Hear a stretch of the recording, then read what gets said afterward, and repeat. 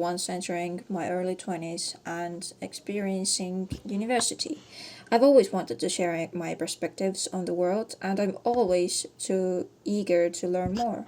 Here, I have gathered 5 most important life lessons that have helped me to navigate this mysterious journey. Life lesson number 1: you're not perfect. Thus, don't try to achieve perfection, just do your best. I'm sure you have heard this a million times, but I think it needs to be reminded, especially for people who struggle with perfectionism, like me. Life is unfair. Everyone is born into different families, incomes, environments, have different personalities, and health issues. Me being 158 centimeters tall and having issues with my knees will not help me become the fastest sprinter, or me fainting at the sight of blood will probably make me the worst surgeon ever.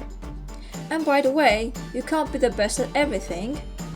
You might be the best pianist in the world, but you still wish you were a better cook, for example. Financially successful people always tell you to work hard or to work smart. All you have to do is work hard. Just work hard.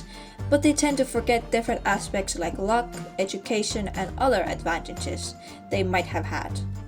That's not to say that you should just blame the things you can't change and become resentful at the ripe age of 15.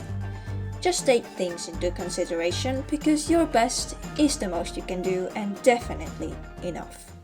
Life lesson number 2: do things that are right for you and take more risks to be yourself. Instead of telling you to stop being afraid of being yourself or just be yourself, because life is obviously more complicated than just running around and doing whatever you want without consequences. Aiming to be bold sometimes is a bit more achievable than promising yourself to be bold at all times. This life lesson struck me last year after an assessment in machine knitting by doing something completely different than the students were assigned. During my primary and secondary school years, I got very used to doing exactly as I was told and not to deviate from it. But as soon as I started attending uni, I was absolutely gobsmacked and confused when I asked for exact directions for an assignment and the teacher basically just told me, "Well, it's completely up to you to decide your design." And everyone throughout the first year told me to experiment and go wild essentially. So I took it to heart and decided to be a little savage. Sure, I did worry a lot, but to my surprise, I had the most outstanding collection and even got to show my work at a textile exhibition at ECA. And it's all thanks to me sticking to my idea and doing the best I can. Life lesson number 3: don't plan everything because life already has one for you. Not every life lesson you learn is through your own experiences. Sometimes you can learn to do things differently by just observing the life of others. My dad is a musician. He plays the trombone and euphonium. He also had a pretty neat plan for retiring.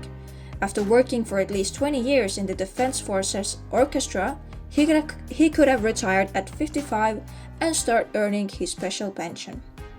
But no, the new commander of the Estonian Defense Forces and the government had other plans and decided that the orchestra was no longer necessary and decided to get rid of it.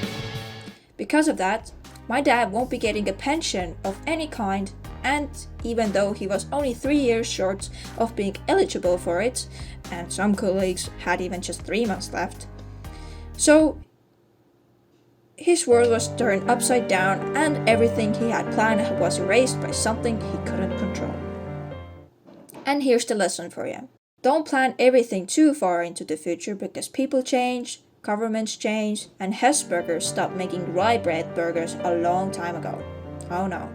What I'm trying to say is, have plans, but expect the unexpected. Life lesson number 4. Life is a playground. When I was in kindergarten, I always thought that the grown-ups had everything figured out. Everything was super serious, they were never afraid of anything and didn't have time or the want to play.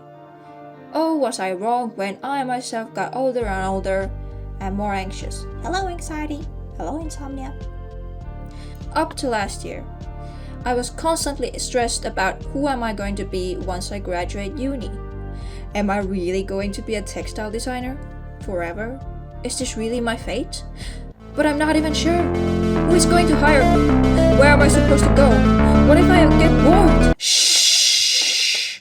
But, shh.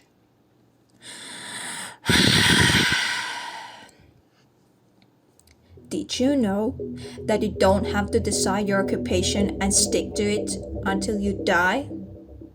Oh my god, mind blowing, right? I really feel a bit scammed by the teachers and career advisors who gave me the impression that once I choose something, I'll be stuck with it forever and forgot to mention not to stress too much about it. I can and probably will change my mind, or someone else will. See life tip 3. What I'm trying to say is, playing doesn't stop when you grow up. The world is a playground and the rules are made by the same beings as you. So don't get into too big of a twist and try to go more with the flow of life. Life lesson number 5. You are enough just by existing. Very related to the last lesson. Once you choose something, a profession, you want to be good at it, right? You want to succeed and maybe even become the best. Or maybe you still don't know what you're good at and kind of feel bad for working at a low-wage job, or maybe you're not working at all. You start to question your worth and wonder why I can't be as productive as others. What value do I bring? I feel guilty for not living out my full potential. I am not doing enough. These thoughts are valid but don't reflect the truth. Your self-worth isn't dependent on your net worth or the amount of projects you complete in your life or the people you surround yourself with. There's no point in competing or comparing your life to others because A, check the first life lesson, and B, everyone has something to offer to this world. We are all doing our parts the best we can, whether it be being a CEO of a company or just staying home and gathering the courage to go out and find a job. You as a person are enough. I like mysteries, including the mystery of life.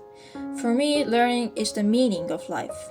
This is not an exact recipe for life, and I encourage you to experiment. Pick out the ones you need and like, just like picking out the right fruits for making the right jam. I hope you found something to relate to, and thank you for tuning in.